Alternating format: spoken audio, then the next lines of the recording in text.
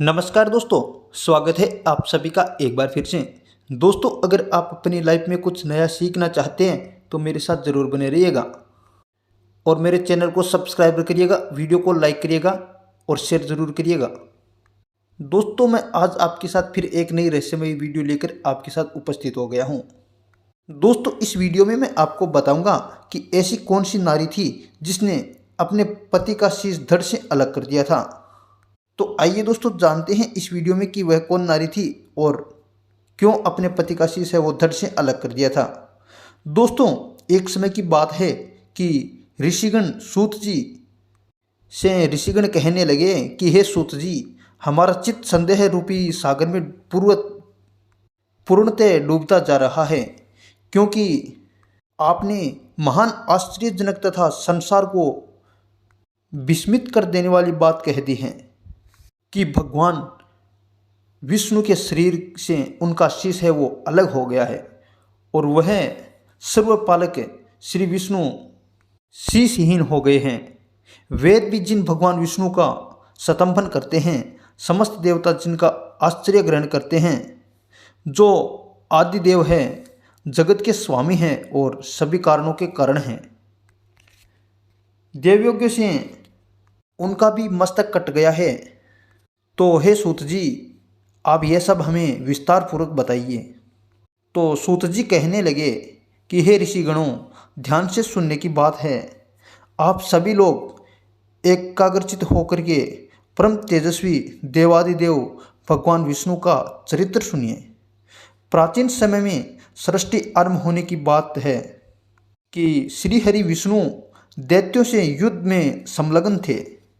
उन्होंने 10,000 वर्ष तक दैत्यों से भगवान विष्णु ने भीषण युद्ध किया और 10,000 वर्ष तक युद्ध करने के बाद श्री हरि विष्णु थकित हो जाते यानी थक जाते हैं और थक करके और एक शुभ स्थान पर पद्मासन लगा करके पृथ्वी पर अपने धनुष पर सिर रख करके सो जाते हैं और देवयोग से भगवान विष्णु को गहरी नींद आ जाती है। पृथ्वी पर स्थित पतंचा चढ़े हुए धनुष पर उनकी गर्दन वाला भाग टिका हुआ है। तो कुछ समय बीत जाने के बाद समस्त देवता और देवादि इंद्र और सभी देवता मन में विचार करने लगे कि हमें एक शुभ यज्ञ का आयोजन करना चाहिए और वो यज्ञ आयोजन की विचारधारा से मन में विचार करने लगे कि यज्ञ को, जो यज्ञों के अधिपति है श्री हरि भगवान विष्णु, उसकी शरण में हमें चलना चाहिए और उन्हें यज्ञ के लिए, देव कार्यों के लिए प्रसन्न करना चाहिए।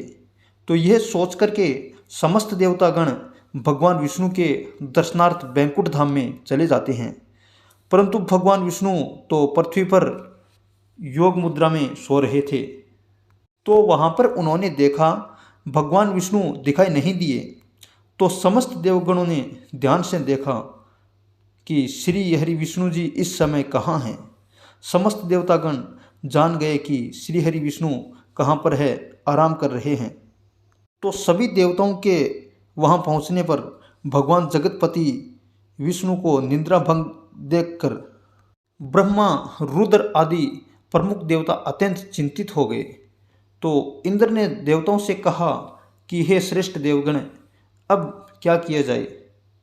हे श्रेष्ठ देवताओं, अब आप ही विचार कीजिए कि भगवान विष्णु के योग निद्रा कैसे भंग की जाए। तो भगवान शिव शंकर कहने लगे कि हे देवताओं, आप जानते हैं कि श्री हरि विष्णु की निद्रा भंग करने का कितना बड़ा दोष लगेगा। आप श्री हरि विष्णु की निद्रा भंग करने की सोच रहे हैं, यह गलत है। तो भगवान शंकर की बात सुनकर के परमपिता ब्रह्मा जी ने दिमक की उत्पत्ति की और दिमक से कहा कि हे दिमक, भगवान विष्णु का जो धनुष है उसके अग्रभाग को आप खा जाएं, ताकि धनुष का कुछ भाग नीचा हो जाए और जिससे भगवान विष्णु की गर्दन है वो नीचे की तरफ होगी, जिससे भगवान श्री हरि विष्णु जाग जाएंगे। तब दिमक ने ब्रह्मा जी से कहा कि हे देवादि देव, जगत गुरु लक्ष्मीपति भगवान विष्णु की निद्रा भंग हम क्यों करें।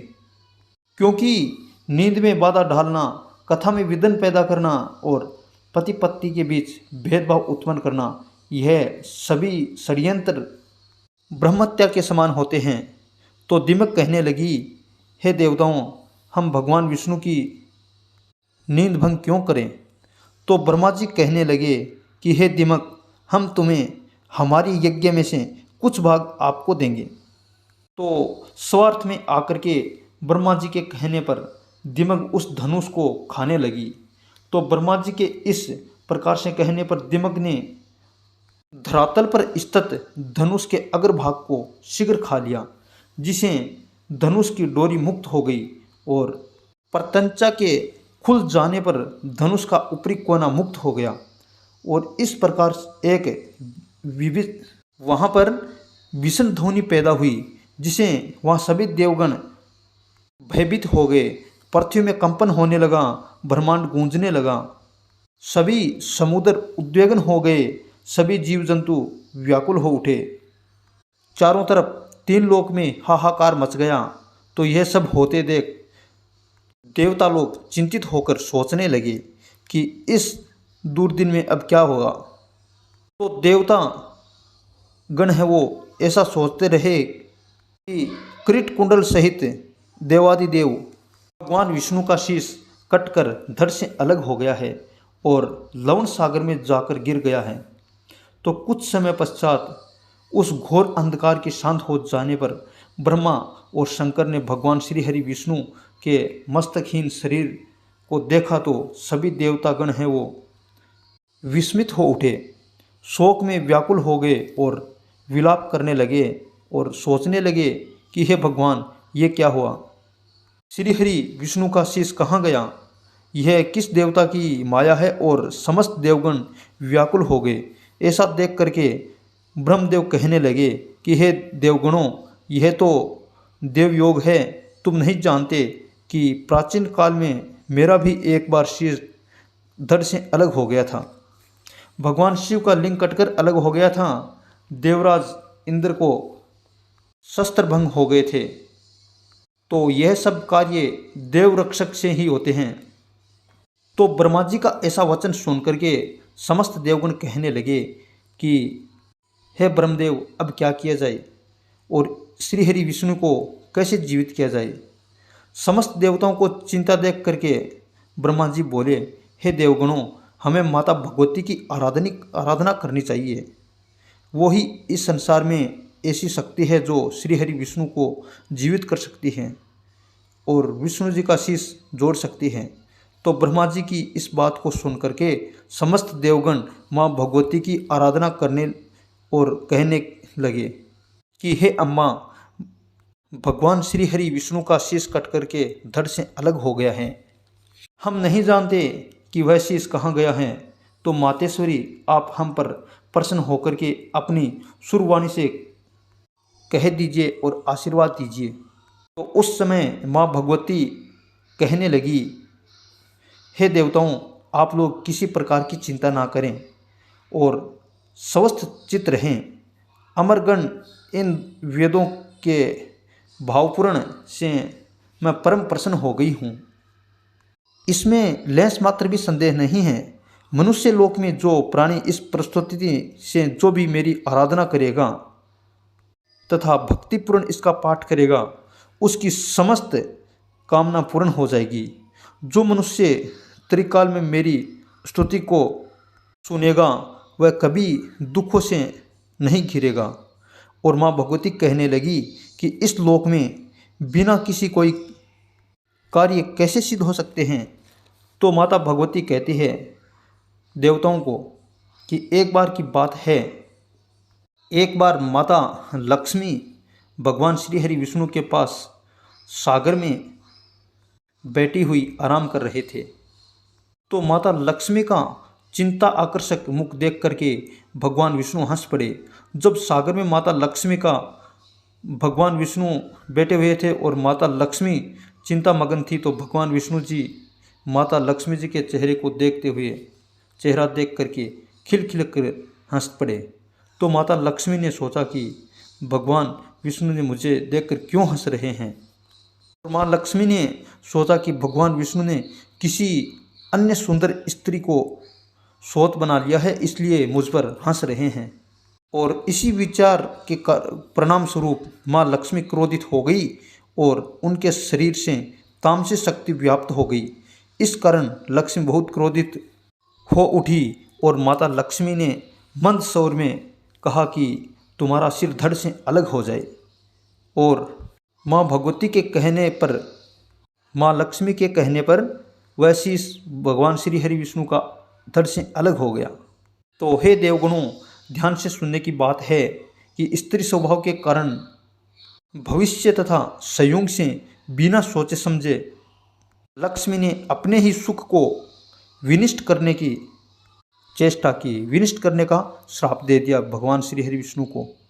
सोत के व्यवहार आदि से उत्पन्न होने वाला दुख बहुत बड़ा होता है। तो दोस्तों, इस घटना में होने का एक और कारण भी है, ध्यान से सुनिए। प्राचीन काल में महाबाहु एवं अति प्रसिद्ध हैग्रीव नाम वाला एक दानव पैदा हुआ, जो सरस्वती नदी के तट पर घोर तपस्या करने लगे। दैत्य आहार का त्याग कर समस्त इंद्रियों को वश में करके भोग ऐश्वर्य से दूर हो रहते हुए मेरी माया बीज मंत्र का जाप करने लगा। इस प्रकार समस्त आभूषणों से विभूषित मेरी तामसिक शक्ति का सत्य ध्यान करता हुआ वह 1000 वर्षों तक कठोर तपस्या करता रहा। उस समय उस दैत्य ने जिस मुद्रा में मेरा ध्यान किया तो उसके सामने मैं प्रकट हो गई और मैंने कहा, हे वत्स, तुम वरदान मांगो, क्या मांगना चाहते हो। तो वह दानव माँ भगवती का वचन सुन करके प्रसन्न हो उठा और उसने तत्काल प्रणाम किया और माँ भगवती को प्रणाम किया और कहने लगा कि हे माँ भवानी, मुझे आप अमर कर दीजिए। तो माँ भगवती ने कहा कि ये असंभव है, ये नहीं हो सकता, क्योंकि ऐसा करने से सृष्टि का विधान बदल जाएगा। तो हैग्रीव कहने लगा कि माता, अगर आप ऐसा नहीं कर सकती तो मुझे मारने वाला हैग्रीव ही होना चाहिए, यानी कि जिस व्यक्ति के घोड़े का सिर हो वही मेरे को मार सकता है, ऐसा वरदान दीजिए। जिसका सिर घोड़े का हो वही होना चाहिए, मुझे और कोई दूसरा न मार सके। और हैग्रीव राक्षस की यह बात सुन करके देवी कहने लगी, अब तुम्हें कोई नहीं मार सकेगा। उस दैत्य को माँ भगवती ने वरदान दे दिया और उस दैत्य ने अत्याचार का मार्ग अपना लिया और तीनों लोक में उसे मारने वाला कोई नहीं था। उसी हैग्रीव दैत्य का वध करने के लिए श्री हरि विष्णु जी को हैग्रीव अवतार धारण करना पड़ा, यानी घोड़े का मुख लगवाने के लिए श्री हरि विष्णु जी की जो गर्दन है वो धड़ से अलग हुई थी। अतः हे देवगणों, अब आप विश्वकर्मा जी को बुलाइए। तो देवगणों ने विश्वकर्मा जी को बुलाया तो विश्वकर्मा जी ने देवताओं के सामने ही एक घोड़े का शीश काट करके भगवान श्री हरि विष्णु जी के धड़ को जोड़ दिया और भगवान श्री हरि विष्णु वहाँ हैग्रीव नामक अवतार हुआ और यह रूप बना करके हैग्रीव नामक दैत्य का वध किया, जो वेदों को चुरा करके ले गया था और उसको मारने के लिए ही श्री हरि विष्णु जी का हैग्रीव अवतार हुआ था। इसलिए श्री हरि विष्णु जी का शीश कट करके धड़ से अलग हुआ था। तो दोस्तों, इसमें माँ लक्ष्मी का भी श्राप आता है और हैग्रीव राक्षस को मारने का भी अवतार माना जाता है, दोनों ही आते हैं। इसकी वजह से ही भगवान श्री हरि विष्णु ने अपना जो शीश है वो धड़ से अलग किया था। चलिए दोस्तों, वीडियो को विराम देते हैं।